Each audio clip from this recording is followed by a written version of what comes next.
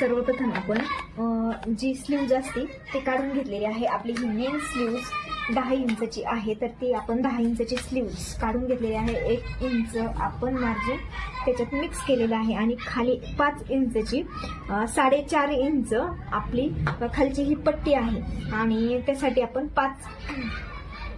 5 इंचची पट्टी घेतलेली आहे. अर्धा इंच आपलं खालून आणि वरून स्टिच करण्यात जाणार आहे आणि त्यानंतर आपण हे अस्तरवर काढून घेणार आहोत. फक्त ही आपल्याला जी खाली पट्टी लावायची आहे ती मी ही अस्तरवर पूर्ण काढून घेतलेली आहे. याच्यात अर्धा इंच मी थोडंसं प्लस केलेलं आहे, तुम्ही पाहू शकता. हे पेपर कटिंग टाकून याच्यात थोडं थोडं वाढवलेलं आहे. हे वरती स्टिचिंगसाठी आपलं जाणार आहे आणि याच्या वरती जो फुगा करायचा आहे त्यासाठी आपण हे कापड वेगळं घेतलं. सिंथेटिक मध्ये कापड आहे हे थोडंसं, तर हे आपण कापड घेतलेलं आहे आणि जी ही उरलेली आपली स्लीव्ज आहे वरती जो फुगा करायचा आहे आपल्याला थोडासा, त्यासाठी आपल्याला तुम्हाला जितका फुगा जास्त हवाय तितकं तुम्हाला ही पट्टी फक्त वाढून घ्यायची आहे. हे अंतर तुम्हाला फक्त तितकं वाढून घ्यायचं आहे.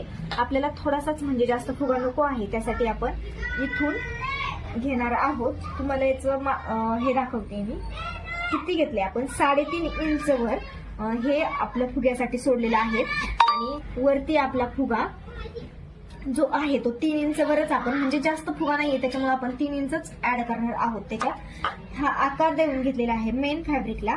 ही आहे आपली पेपर कटिंगची स्लीव्ज आणि अशी ठेवायची आहे. इकडे एवढं अंतर सोडून हे कटिंग करून घ्यायचंय ऑल ओव्हर. ही झाली आपली कटिंग. याला अस्तर लावायचं नाहीये आणि त्यानंतर आपण जी खालची पट्टी आहे ती रेडी करून घेणार आहोत अगोदर.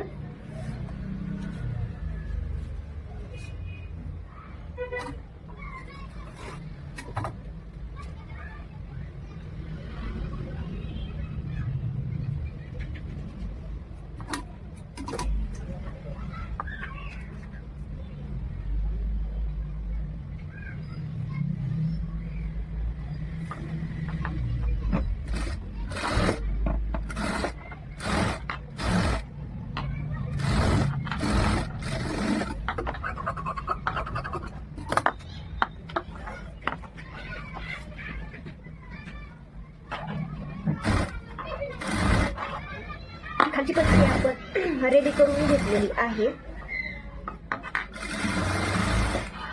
पलटी करून घ्यायची आहे आणि आता